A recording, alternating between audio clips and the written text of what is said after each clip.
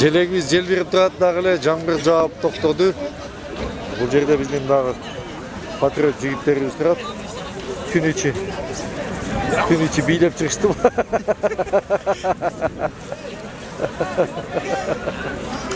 Мына кеш кирди. Ел тарқайлық бұл жерде. Біздің қыздарымыз монтеп жақсылар таштандыларды қолма-қол жоғалтып жүр. Азаматсыңар қыздар.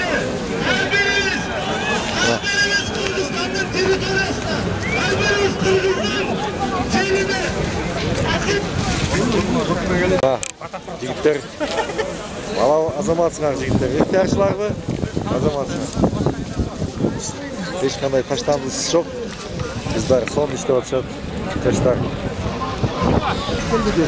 Ya gelmezse oşol жерден нелі кетен нені алып қойып. Садыр oşol жерде тұрады. Просто садыр алулардан талашпайды.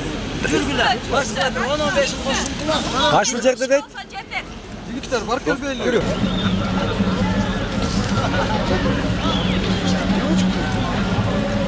Таратқандар осы айтшы дейін. Азамат жастар.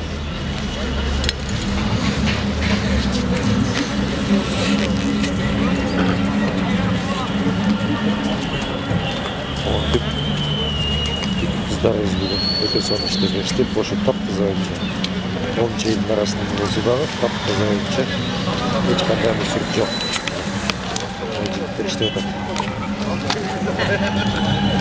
Қыздар, мағынай қандай? Alhamdulillah, bari жақсы. Кеше күннен бері жүрөбүз. Кыргыздар үчүн бүгүн майрам той башталды. Жаңылык. Эң чоң Кудайдын берген чоң жаңылыгы ушул жаштардын элдин тилеги келди окшойт. Кудай Таала берди окшойт. Азыр иншалла президент, жаңы президентти элдер шайлап алса, ар жагы береке, пайыз бары жакшылык өмүр сүргөнгө жакшы жашоо келет го деген тилекте туруп атабыз. Келет эми. Иншалла.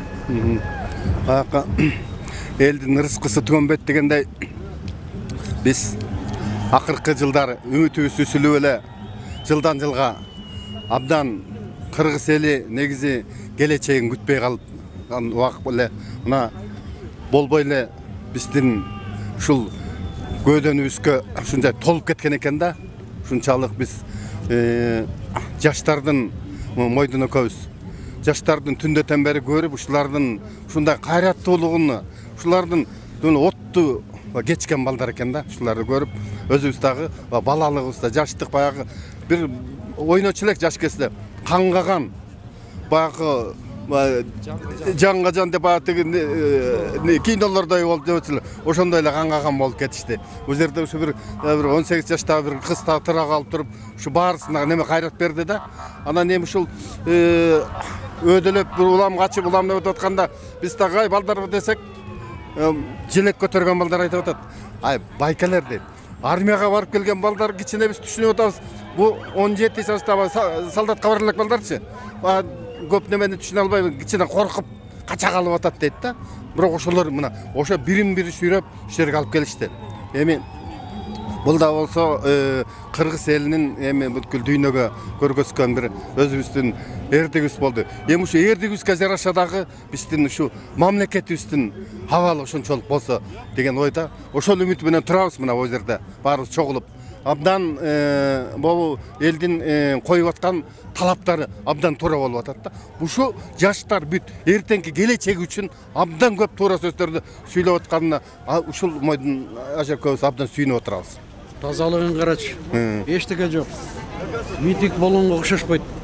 Таптаза кармап атат. Бул уже Микрофонго сүйлөп коебуз. тазалыкты кара. Мурун митинг болгондо чачылып жыйналбай 1-2 күнгө чейин жүдөп какап калчу элек да. Аны кечетен бери байкап атам, митинг болгонго окшошпойт. Тазалык жөнүндө айтсак. Таза. Бул эмнени айтат? Элдин түшүнүгүнө кирген, эл аямына турат. Бул биздики. Эртең ора болуп калабыз, акча кетет, бюджет коройт деген ойдун ичинде ар бир адамдын ичиндеги жүргөн ой. Бул эмнени айтат? Эл ойгонду. Элдин аң сезими ойгонду. Жакшы, мага ушу да сүйүндүрөт. Анан азыр бул жерде бир киши келип бизди үндөп кетти немеге. Достук гостиницасында Бабанов менен Атакамады барып бийликтин экөөнүн ортосунда талашташып болуп атат. Ошого көз карашыңыздар кандай? Бул негизи алар деле баягы Кыргыздын жарандары, Кыргыздын патриоттору көтөлүнө мен ага каршылыгым жок. Бирок бул жердеги жаштардын көз карашы башка болуп атат. Мурунку муун бизге эч кандай пайда алып келген жок деп, булардын көз карашы башка болуп атат да. Буларды да түшүнсөк болот да. Анан ошон үчүн эми а кишилер бизде эми бул муунга салыштырмалуу улуу да. Ошон үчүн бүгүн ушу бийлик бөлүшпөй элечи, алар ушу элдин мнениясын угуп, элдин могу жаштардын могу талабын бир угуп, ошого бийликке жутунбай коюп турса деген ой болуп атат да. Бул жерде туруп биз өзүбүз неме атабыз. Бул чырчатакка айланып да кетишчидей болуп атат да. Анан ошон үчүн эл астына келип элдин сөзүн угуп, ошол боюнча ошолор бир жыйынтык чыгарышса, решение кабыл алса, туура болот эле дейм да. Элдин оюнуга. Туура мырза. Бул эми эски баягы атка минерлер мына жаштарды да угуш керек. Жаштар чарчагандай болуп турат, талжагандай болуп турат, ишенбегендей болуп турат. Анан эле болбой эле кайта жаштардын астына чыга алабыз, дагы эле атка минебиз деген кичине эме кылыш керек. Жаштар да угуш керек, көпчүлүк. Ошолор алды. Ушулар жеңишке алып келди. Түшкө кирбеген иш болду. Кече күнү чогулагып эле бүгүн мындай президент айдап жиберипчи деген түшкө кирбеген иш. Буларга жаштар турду, биз көрүп аттык. Анан эле кайта аларды көрөйүн деген көз жок. Мына могу жерде канча жаштар баятан бери кыйкырып атат. Мадумар Бабанов булардын кереги жок дейт жакында. Кереги жок деп атат. Мына алар келип калса тепки калышат. Тепки калышат. Бекерден бекер. Азыр эртемендендери биз да сөймөк кылып атабыз. Анан кайсы ушул лидерлерди жаштар колдоп атышат, анан ушул жерге келип жаштарды сүйрөп үндөгөн лидерлер барбы?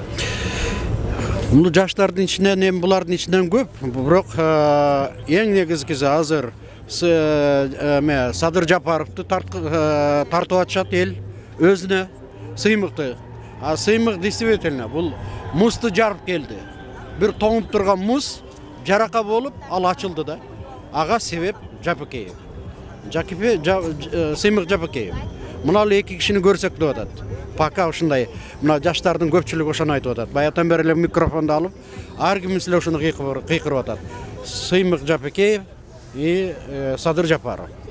Мына ошолорду элдин талабын, жаштардын талабын бериш керек. Анан эле болбой эле беркилер жулкунуп келип дагы тура болосу десе, элдер жаштардын эмесин капа кылып алабыз. Эмне болуп кетет ким билет дагы. Ооба. Эми ушул жерде жүрүп, буга чейинки деле митингтерде, ушу акыркы убактарда болуп аткан митингтерде дагы ушу бир бизди таң калтырганы биздин эжекелерибиз, ушу биздин карындаштарыбыз, ушу кыз сайкалдай болгон баатыр кыздарыбыз бар экен.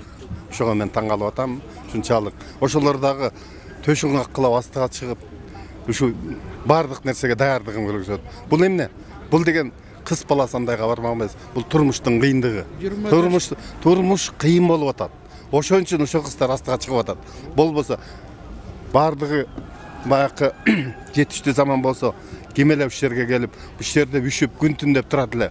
Ошонун баарысы, ушул күнөөнүн баарысы ошондо болуп атат. Ошону биз баарыбыз мурунку моюнга алышыбыз керек.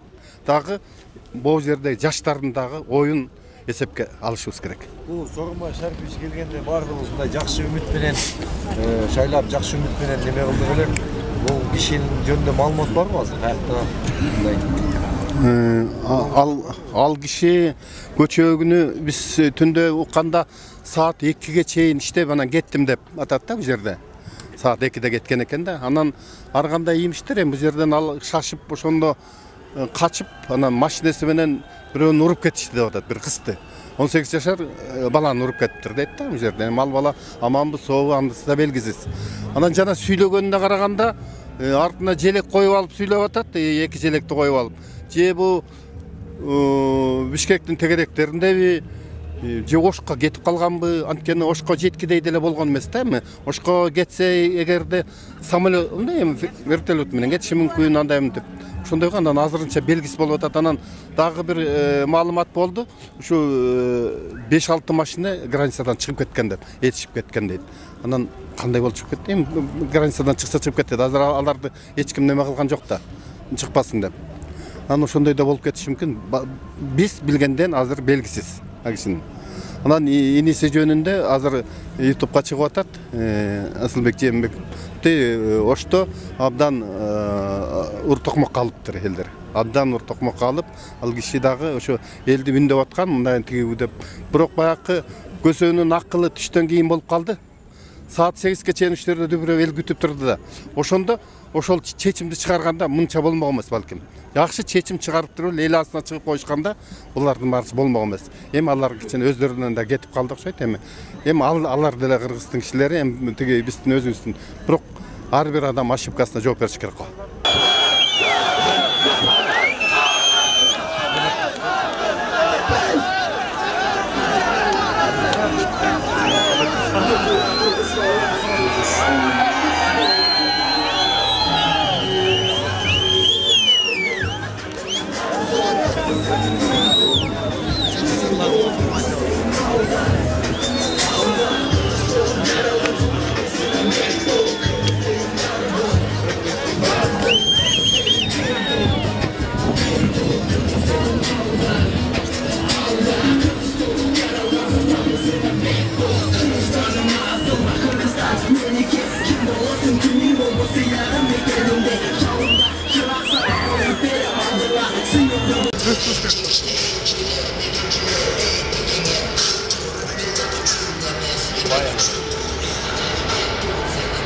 Площадь таптаза, митинг болбогондой, күнүмдөгүдөй бардыгын ушул жерге келген адамдардын өзү эле тазалап кетет.